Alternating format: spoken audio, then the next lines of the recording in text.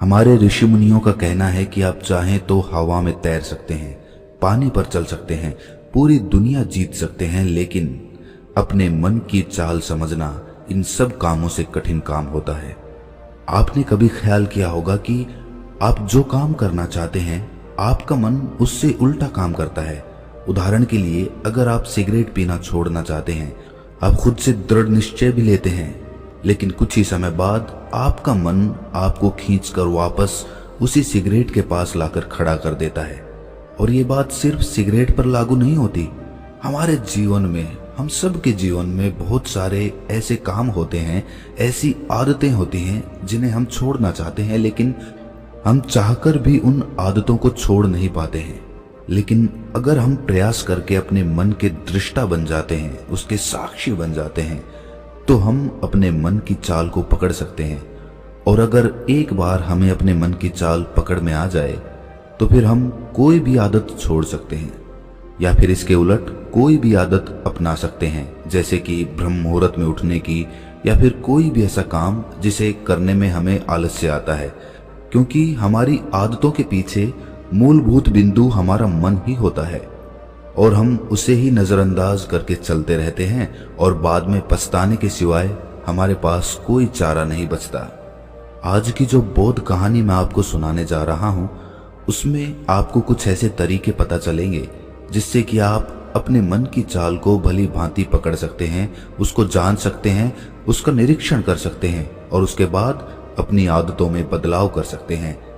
एक बार एक वाचाल शिष्य एक गुरु के आश्रम में शिक्षा ग्रहण करने के लिए आया हुआ था। वो शिष्य अपने गुरु की बात कम सुनता था, लेकिन अपनी बात बताने में वो बहुत उत्सुक रहता था। एक दिन गुरु ध्यान पर चर्चा कर रहे थे। ध्यान किस प्रकार किया जाता है और ध्यान का क्या महत्व होता है, इसी पर चर्चा चल रही थी।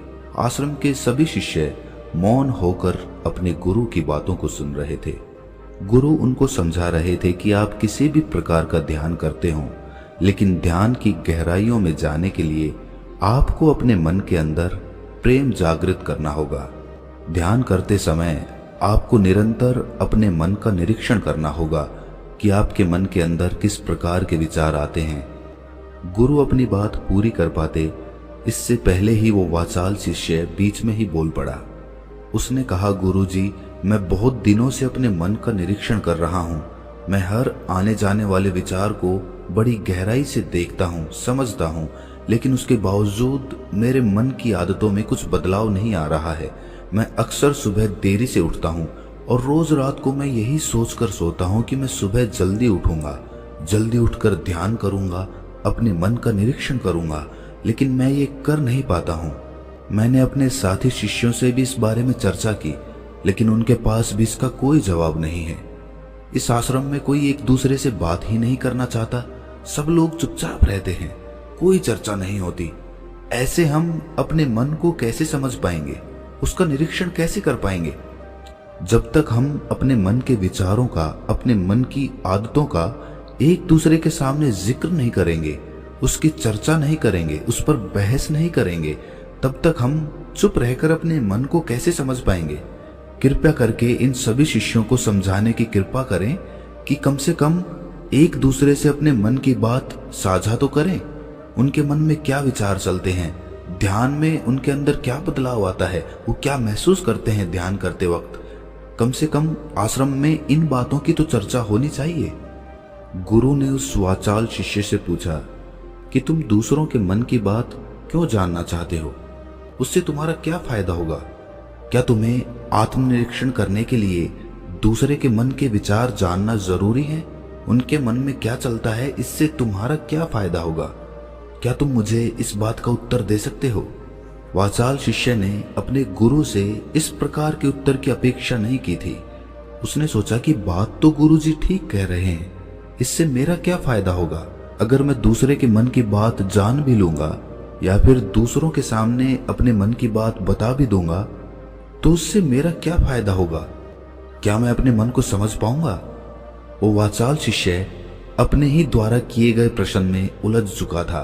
उसके पास इसका कोई उत्तर नहीं था, लेकिन फिर भी उसने दूसरे शिष्यों के सामने अपनी बात को ऊंचा दिखाने के लिए गुरुजी से कहा कि गुरुजी, अगर हमें ये पता चल जाएगा कि दूसरे के मन में क्या विचार चलते हैं और उन विचारों का वो ध्यान में जाकर किस प्रकार निरीक्षण करते हैं, तो इससे तो हमें भी ध्यान लगाने में आसानी रहेगी। हम भी अपने ध्यान में उसी प्रकार अपने विचारों का निरीक्षण कर पाएंगे, अपने मन को समझ पाएंगे। क्या आपको नहीं लगता कि गहरा ध्यान लगाने के लिए किन बातों का ध्यान रखा जाए, किस प्रकार अपने मन का निरीक्षण किया जाए, इस बात की चर्चा करने से दूसरे शिष्यों का भी भला हो सकता है। गुरुजी ने उससे पूछा कि मान लो कोई शिष्य गहरा ध्यान लगा पाता है और अगर वो तुम्हें अपनी मनोदशा बता भी दे कि किस प्रकार वो अपने मन का निरीक्षण करता है, अपने विचारों का निरीक्षण करता है, तो तुम्हें क्या लगता है कि ये जानकर तुम भी गहरे ध्यान में उतर पाओगे? अगर तुम ऐसा सोच रहे हो तो मैं तुम्हें एक बात बता दूं कि तुम अपने ही मन के बनाए हुए जाल में खुद फंस जाओगे। अगर तुम्हें कोई ऐसी प्रक्रिया पता चल गई कि गहरे ध्यान में किस प्रकार प्रवेश किया जाता है, तो तुम्हारा मन उसी प्रक्रिया का अनुसरण करने की कोशिश करेगा। तुम वर्तमान में उपस्थित होकर अपनी मनोदशा नहीं समझ पाओगे, बल्कि तुम्हारा मन तो उस प्रक्रिया के विचारों में उलझा रहेगा। तुमने अपने मन को एक काम दे दिया करने के लिए और तुम्हारा मन उसी काम को करता रहेगा। तुम भी उस काम में सम्मिलित हो जाओगे, तो तुम अपने मन का निरीक्षण किस प्रकार कर पाओगे? क्योंकि तुम तो खुद अपने मन के साथ सम्मिलित हो गए, तुम तो खुद अपने मन के साथ एक हो गए।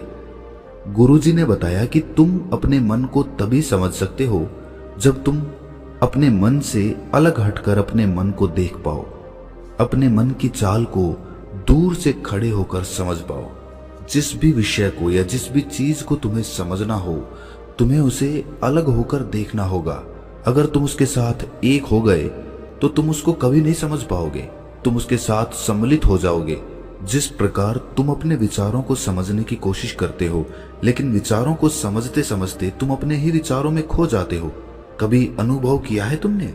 शिष्य ने हाँ में सर हिलाते हुए कहा कि गुरुजी, जब भी मैं अपने विचारों का निरीक्षण करने लगता हूँ तो ऐसा ही होता है, मैं अपने ही विचारों में खो जाता हूँ। कुछ समय बाद मुझे ध्यान में आता है कि मैं अपने विचारों का निरीक्षण कर रहा था, तो उसके बाद मैं फिर से अपने विचारों का दृष्टा बन जाता हूँ, उनका साक्षी बनने की कोशिश करने लगता हूँ। लेकिन कुछ समय बाद मैं फिर से अपने विचारों के साथ एक हो जाता हूँ। गुरुजी ने सभी शिष्यों को समझाते हुए कहा कि जिस प्रकार एक गुस्से से भरा हुआ आदमी कभी भी अपने गुस्से का निरीक्षण नहीं कर पाता, क्योंकि वो खुद अपने गुस्से के साथ एक हो जाता है, वो अपने गुस्से को ही अपना अस्तित्व मान लेता है और इसीलिए वो ये कभी नहीं देख पाता कि ये गुस्सा उसके मन को किस प्रकार प्रभावित कर रहा है, किस प्रकार ये गुस्सा उसके मन को दुखी कर जाएगा। वो कभी नहीं देख पाएगा, क्योंकि उसके पास वो कला नहीं है कि वो अपने गुस्से को अपने से अलग करके देख पाए। इसी चीज के लिए सारे अभ्यास बने हुए हैं, ताकि तुम सिर्फ एक दृष्टा, एक साक्षी बनकर सभी चीजों को उसके परिपूर्ण, उसके असली स्वरूप में देख पाओ। और जब तुम सभी चीजों का, सभी विचारों का असली स्वरूप देख लेते हो, तब तुम्हें उसकी अनित्यता पता चलती है। तब तुम्हें पता चलता है कि ये सब आने जाने वाली चीजें हैं, लेकिन चेतना, कॉन्शियसनेस, वो हमेशा इंसान के साथ रहती है। वो दृष्टा, वो साक्षी जो उसको देख रहा है, वो हमेशा जीवित रहता है, वो कभी नहीं मरता, वो नित्य है। और वही चेतना होती है। चेतना किसी भी चीज से कभी भी बंधी हुई नहीं होती। चेतना तुम्हारा होश है। दूसरी चीजों को उनके स्वरूप में देख पाने की कला तुम्हें तुम्हारी चेतना से ही मिलती है। जितनी प्रगाढ़ तुम्हारी चेतना होगी, उतने ही अच्छे तरीके से तुम चीजों से अलग हटकर उनको देख पाने में सक्षम हो पाओगे। इसलिए अपनी चेतना को ऊपर उठाने का काम करो, ताकि तुम अपनी चेतना से किसी भी चीज का असली स्वरूप देखने में सक्षम हो पाओ। शिष्य ने पूछा कि गुरुदेव, आपकी बातें कुछ कुछ तो समझ में आ रही हैं, लेकिन एक बात समझ में नहीं आई कि अपनी चेतना को ऊपर उठाने के लिए, अपने आप को ज्यादा होश में रखने के लिए हमें क्या करना होगा। इस पर चर्चा करते हुए गुरु ने बताया कि तुम मौन होकर, चुप होकर सिर्फ अपने विचारों को, अपने मन की प्रक्रियाओं को, अपने अनुभवों को देखना शुरू करो। तुम्हारे अनुभव आते हैं, तुम्हारे अनुभव चले जाते हैं, वो अनित्य है। वो हमेशा हमारे साथ नहीं रहने वाले, लेकिन हमारा मन उन्हीं अनुभवों को पकड़ने की कोशिश करता रहता है। जब तुम्हें कोई अच्छा अनुभव होता है तो तुम्हारा मन चाहता है कि तुम्हें बार बार वही अनुभव हो, और उसी अनुभव को लेने के चक्कर में तुम्हारा मन तुम्हें फंसाता चला जाता है। तुम्हारी चेतना तुम्हारे मन के अधीन हो जाती है। वही होता है एक सिगरेट पीने वाले के साथ, वही होता है एक शराब पीने वाले के साथ, और वही होता है हर बुरी आदत अपनाने वाले के साथ, कि उसकी चेतना उसके मन की गुलाम हो जाती है। अगर तुम अपनी चेतना को अपने मन से आजाद करना चाहते हो तो सबसे पहले मौन रहना सीखो, चुप रहना सीखो। तुम्हारे ज्यादा बोलने की आदत, दूसरों से उनके अनुभव सुनने की आदत तुम्हारे मन को और ज्यादा भर देगी। लेकिन अपनी चेतना को आजाद करने के लिए तुम्हें अपने मन को खाली करना सीखना होगा। जब तुम अपने मन को खाली करोगे तब तुम्हें अपनी चेतना का असली स्वरूप दिखाई देगा। तब तुम्हें पता चलेगा कि मौन रहकर, चुप रहकर अपनी चेतना को कैसे ऊपर उठाया जाए, कैसे हमेशा चैतन्य रहा जाए। चैतन्य रहना ही हमारा असली स्वरूप होता है, लेकिन हम उसे भूल चुके हैं अपने मन के अधीन होकर। इसीलिए अपनी चेतना को अपने मन से छुटकारा दिलाना होगा।